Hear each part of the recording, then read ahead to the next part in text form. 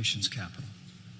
President Trump and I were deeply saddened when we were informed yesterday morning that a gunman had opened fire on the Republican congressional baseball team, injuring 5 people as they practiced for tonight's annual charity baseball game.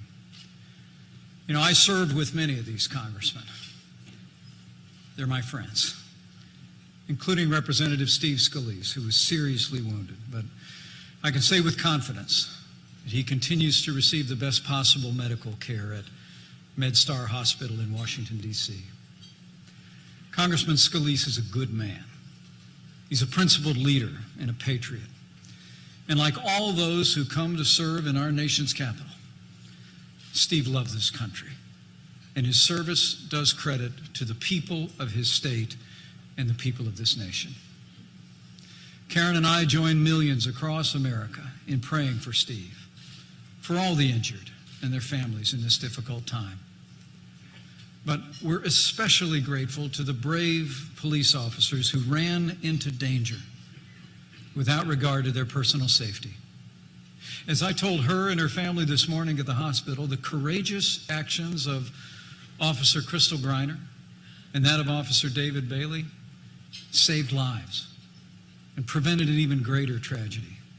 And the American people are grateful for these courageous police officers.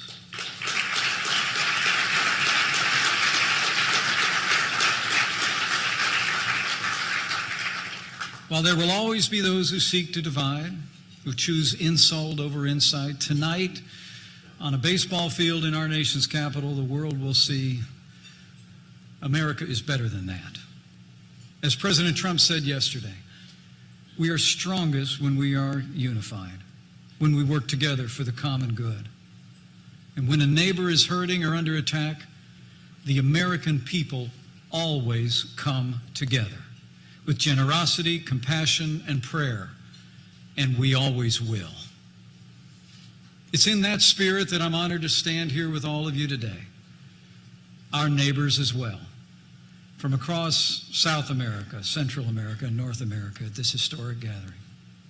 So to President Hernandez, President Morales, Vice President Ortiz, Secretary Vidagrán, Secretary Osorio, members of the Cabinet, honored guests, it is my privilege as Vice President of the United States to welcome you to this conference on the prosperity and security of Central America.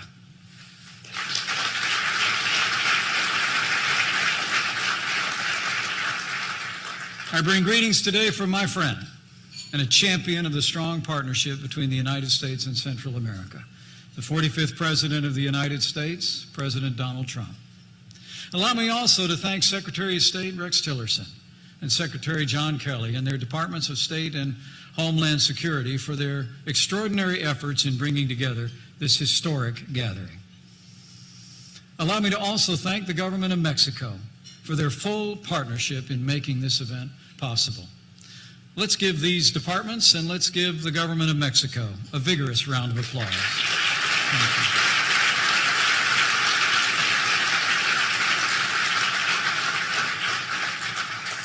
I'm also grateful for the presence of our Treasury Secretary, Steven Mnuchin, and I want to express my appreciation to the Inter-American Development Bank and the U.S. Chamber of Commerce for organizing yesterday's economic event. And also let me personally thank all the public and private sector leaders who've traveled to be here today from across the Western Hemisphere and Europe. Before such a distinguished group of leaders, today it is my privilege, on President Trump's behalf, to thank President Hernandez, to thank President Morales, and to thank President Ortiz for the progress you have made in the Northern Triangle. We congratulate you and we commend you.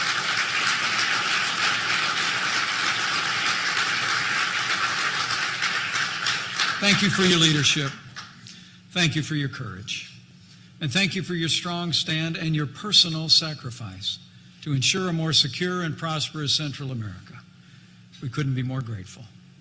Since the founding of the Alliance for Prosperity in 2014, Guatemala, Honduras, and El Salvador have devoted significant resources toward a brighter future for your people. You've courageously pursued the fight against corruption, crime, and drug trafficking. You've undertaken structural reforms to establish a stronger foundation for economic growth. And you're working in close cooperation with regional partners, your business communities, and multinational institutions to implement long-term solutions to the problems facing Central America. Your resolve is impressive. And know today that you have the great respect of the President of the United States and the American people.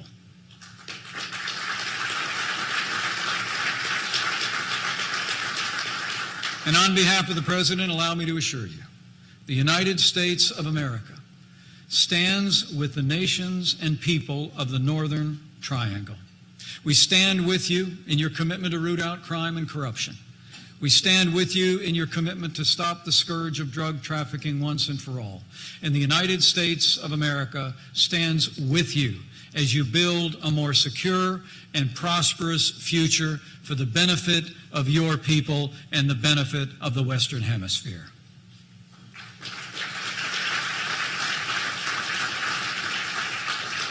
In a word, we're in this together. As the President has said often, his highest duty as President of the United States is to keep America safe. But this President knows that your security and your prosperity are directly connected to ours. This very gathering is a testament to President Trump's commitment to a stronger, safer, and more prosperous Central America. I'm pleased to announce at the President's direction that I'll be traveling to Central and South America later this year to continue to build on the good work being done at this conference.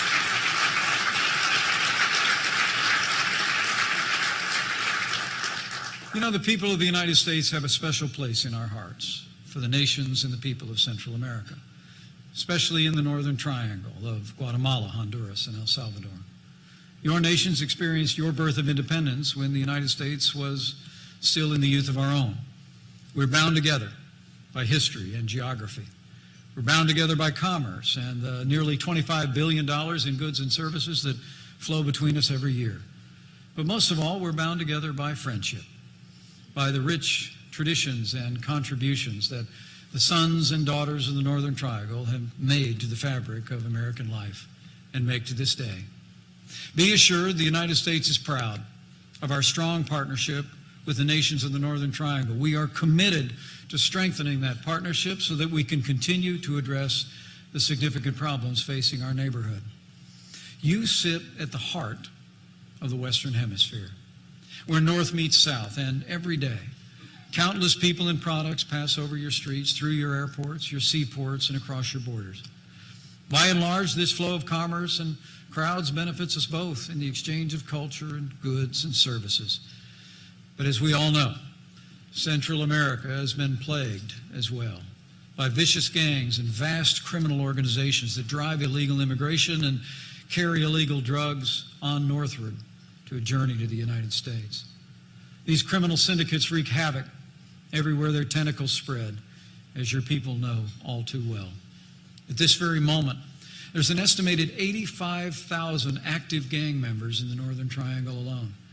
They bring untold misery, corruption, and violence to your communities. 1 out of every 5 citizens in this region is a victim of crime every year, from theft to extortion to kidnapping to human trafficking or worse. But the consequences of this rampant crime are not restricted to the Northern Triangle. They radiate outward and swiftly reach us here in the United States. Central America is merely the beginning of a journey for too many migrants fleeing poverty and violence. It's merely a stop on the highway as people confront the merchants of death in the region. Driven by the high demand for narcotics here in the United States, fully 80% of documented drug traffic travels through Central America. 80%. The American people are reminded of the terrible cost of drug trafficking, gang violence, and illegal immigration every day. We see it in the gangs and violence that plague our streets and cities. We see it in the news with the names of the victims and their families. We see it on the faces of our families and friends who've fallen prey to the scourge of drug addiction. President Trump has made it clear that this must end, and under his leadership and yours, this will end.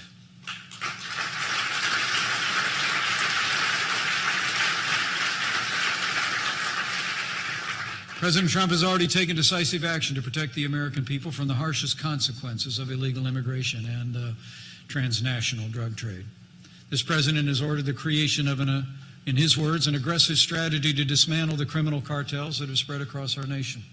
And our administration has wasted no time under the leadership of Secretary Kelly in removing gang members, drug dealers, and criminals off the streets of America.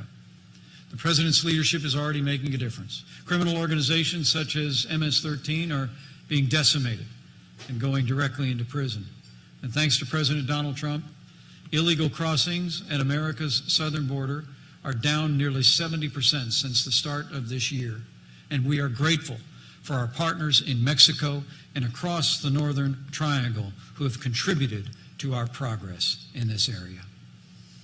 But to further stem the flow of illegal immigration and illegal drugs into the United States, President Trump knows, as do all of you, that we must confront these problems at their source. We must meet them and we must solve them in Central and South America. The United States partnership with the Northern Triangle is built to accomplish this vital mission. It's what brings us here today. In terms of security, the United States of America is helping train your police forces. We're supporting your attorneys general as they target drug traffickers, gang leaders, and corruption. We're sharing information to better disrupt the flow of weapons and cash into criminal hands. And the United States is proud to support programs in the Northern Triangle that strengthen civil society, improve education and literacy, and spur economic growth in impoverished areas. American assistance in business development and agriculture in Guatemala, El Salvador, and Honduras in recent years has created more than 40,000 jobs and lifted tens of thousands of families out of poverty. Rest assured, under the leadership of President Trump, the United States will continue to work with our partners to support the programs that prove effective. Even in this time of fiscal challenges, I'm pleased to report that President Trump has made clear our commitment to this region by requesting an additional $460 million for security and prosperity in Central America.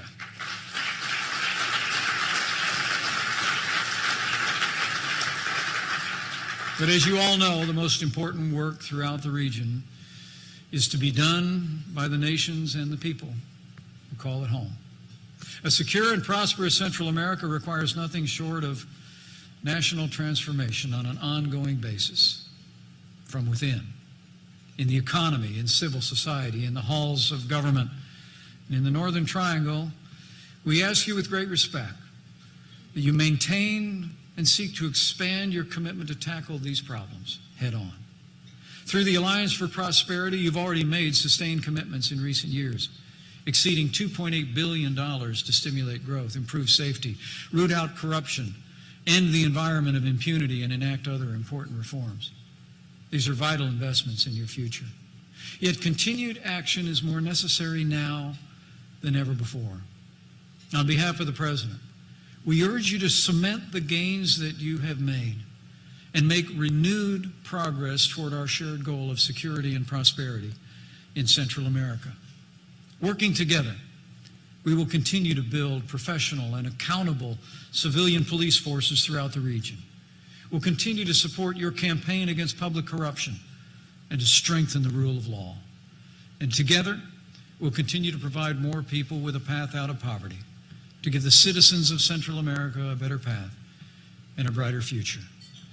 But to accomplish these goals, the nations of Central America must continue to work with new partners in the business community, in government, and in the faith community to foster stronger and more robust civil societies and economies, to staunch the flow of illegal drugs and illegal immigration, and to combat gang violence and organized crime. A flourishing economy gives people a reason to put down roots in the land of their birth and to grow, rather than fleeing to the north. Good-paying jobs give people an alternative to a life of poverty, hopelessness, and crime. By fostering opportunity in the cities and towns of Central America, we'll keep families together. We'll create stronger and more stable communities where your sons and daughters can climb the ladder of success and build a brighter future for themselves, their loved ones, and your nations as a whole. The surest way to make progress toward opportunity and prosperity is for the nations of the Northern Triangle to continue to break down barriers to job creation and growth, to reform their tax and regulatory systems, and to root out corruption at every level of government. This room is proof that businesses also see tremendous opportunity in the Northern Triangle and beyond. Businesses from North and Central America are so well represented here, as are the Inter-American Development Bank, the World Bank, and the International Monetary Fund. These institutions and industry leaders, I can assure you, want to partner with your nations to improve the investment climate, to create jobs, to spur the kind of growth that will build a foundation for a brighter future for your nation and for ours. And on behalf of the President and all the American businesses represented here, I can promise you, we want you to grow. We want to export more goods and services to your countries because your success is our success. These are the new and stronger partnerships that will be necessary for a more prosperous Central America. And a more prosperous Central America built on a foundation of democracy and the rule of law will be an inspiration to other nations in this hemisphere and beyond. We need only look to the nation of Venezuela to see what happens when democracy is undermined. That once rich nation's collapse into authoritarianism has pushed it into poverty and caused untold suffering for the Venezuelan people. We must, all of us, raise our voices to condemn the Venezuelan government for its abuse of power and its abuse of its own people, and we must do it now.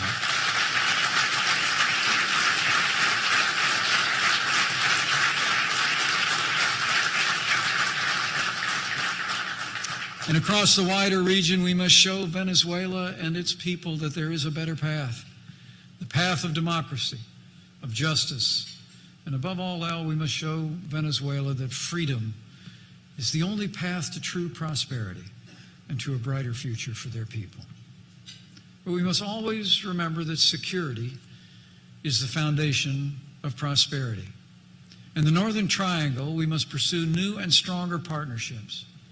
In a word, to drive out the criminals, the cartels, the gangs, and all who would undermine a future of peace and safety for your people. It's vital that the Northern Triangle expand its security cooperation and integration, not just with the United States, but also with other nations of Central America, Belize, Costa Rica, Nicaragua, and Panama. So, too, we must continue to work closely with Mexico to cripple drug traffickers and disrupt criminal organizations as they seek to travel north. And we cannot overestimate the importance of strong borders. Under President Donald Trump, the United States borders will be strong. But the borders of the United States will always be open to legal immigrants and the lawful flow of commerce. But we will make sure our borders are closed to those who would do us harm, and it will be impassable to the drugs that are besetting our families and communities. Today, we pledge to strengthen the bonds that join the United States, the Northern Triangle, and all the nations of Central America together in this new world. Let today mark the beginning of a new era here in the new world, of partnership and progress throughout our neighborhood for the benefit of all of our people. You know, as the old book says, let us encourage one another and build each other up, just as in fact we are doing. Together, I know we will build on the foundation of friendship between our lands and between our people. Together, we will reach new heights of safety and security and peace and prosperity. And together, with the help of all the leaders gathered here, with your determination and renewed commitment,